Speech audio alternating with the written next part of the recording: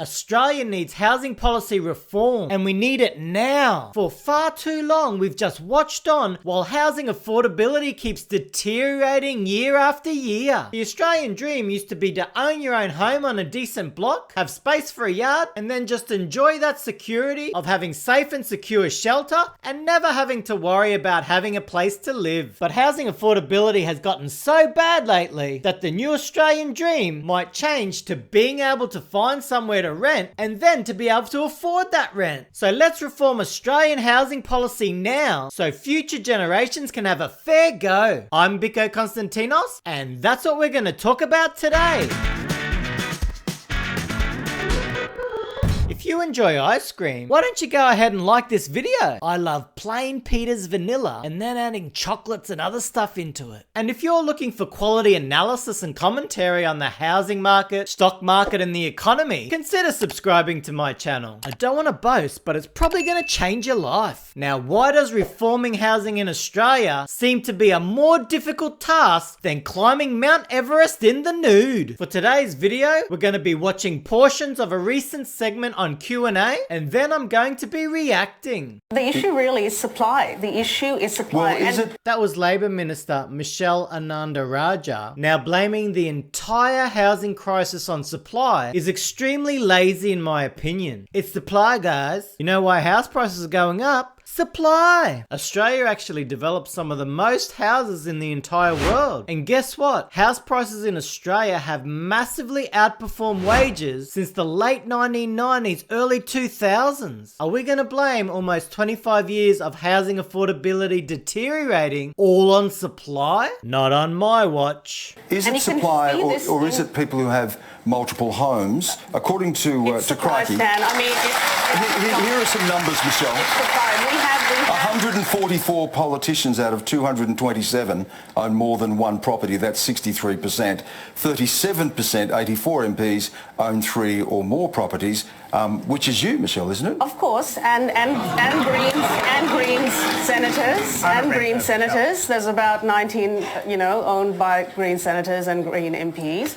Did you catch those figures? 63% of politicians own more than one property, and 37% of politicians own three or more properties. So really, they have a vested interest in deteriorating housing affordability because that means that their property portfolios keep increasing. And basically, they've been outperforming pretty much every other investment over many decades in Australia. So can politicians really work for the people, all those Australian renters and would-be homebuyers, when they personally gain from Australia's housing Ponzi that's been developed over many, many years now? So I'd say that, the issue is with investors who invest in property, they actually end up letting it out. They tenant it out. And that's what I've done with my properties. But that's become a source doesn't solve the problem becomes a source of supply. of great wealth, doesn't it? David, you own multiple homes? I've got one investment property which is on the market. Just one? Yes. And I think this is a vexed issue for the major parties. Like, you talk to the crossbench, and we're hearing from people, and I certainly believe that this is a conversation we have to have. It costs us $20 billion a year between capital gains tax discounts and negative gearing. That is an extraordinary amount of money. And for a country that is now so reliant on personal income tax, we're up to 48% of our tax comes from personal income tax. The major parties aren't willing to actually look at these things, which you talked about the root cause. This seems to actually go to the root cause, where you're actually incentivizing investment in property above a whole bunch of other good investments. It may have made sense at a time, but I don't think it does anymore. That was Independent Senator David Pocock highlighting that $20 billion a year is given out to property investors via tax deductions for negative gearing and capital gains tax discount. And with interest rates surging lately, the amount of concessions claimed for negative gearing could rise even further over the coming years. So for one, there's massive savings available for the government if they were to reform negative gearing and capital gains gains tax discount. But what else David said that I agree with is that these ultra generous tax concessions go to the root cause of Australia's housing affordability crisis. And that's because it incentivizes investment into property above pretty much any other investment, because the tax deductions are so great, and because of that it creates so much additional demand because everyone wants a piece of these tax effective property gains, and the more that people see it happening, the more they want to join into the Aussie housing Ponzi. And what also ends up happening is that property investors have made such strong gains in Australia over the past 25 years, which means it is often easier for property investors to buy additional properties than it is for renters to buy their first property. Both negative gearing and capital gains tax discount are policies that need to be totally reformed because they absolutely don't make sense anymore when we're in a housing affordability crisis and our house prices relative to wages are some of the most expensive in the entire world. I might just bring Zoe in here because Zoe,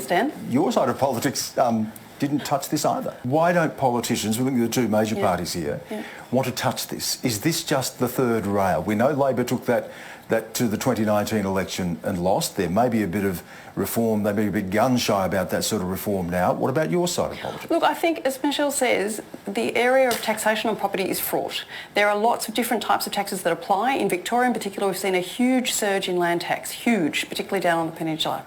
So if you're going to take in one, you've got to take in all of them, right? Some of them are state-based taxes, some of them are federal taxes. It's not a reason not to do it. It's not a reason to shy away from it, but it is to recognise that the conversation is complex and federal. Liberal member Zoe McKenzie. So it's complex. We have to look at the whole property policy landscape. Well, that just feels to me like a cop-out. We have a glaring problem. House prices in Australia are ridiculously expensive. We're at the point where average full-time workers are finding it extremely difficult to be able to afford a home. And that's a tragedy, because in the past, say the 1980s, 1990s, even a single income family could easily afford to buy a home and pay it off within 10 years. But we've screwed up the housing market so bad that a double income couple struggle just to buy a home and then would struggle to pay it off in 30 years. Are we just gonna keep saying it's too complex? When you have a housing affordability problem, you take action to improve housing affordability. And there's only two ways that it will actually improve. Either house prices come down or wages start rising faster than house prices. But are our politicians willing to allow that to happen? We can't touch their nest eggs, guys. Max, you're our renter on the panel. You don't own a home. But you can't afford rent, and a lot of people can't. Absolutely. The biggest, just on negative gearing and capital gains tax concessions, the biggest line item in this federal budget was the billions of dollars this country spends every year in tax concessions for property investors via negative gearing and capital gains tax concessions. What the Greens have put to the government is if you phase out negative gearing for everyone with more than one investment property, so they get to keep one, and capital gains tax concessions, you raise $74 billion over the next 10 years. That could cover $5 billion a year for public and affordable housing and provide incentives to the states to freeze rent increases. The line about supply is run most by the property industry because it suits them. Over the last 5 years, Australia has built just under 1 million homes. 1 million homes. There was 1 million homes vacant on the night of the census. The question is not property developers building more high-end homes no one can afford. The question is that right now housing is treated more as a financial asset as a result of the billions of dollars. As a result of the billions of dollars, and not as a place to call home. Now, the way to tackle the housing crisis, scrap negative gearing and capital gains so a first home buyer gets a chance, and start to invest in public housing the way this country used to in the 20th century.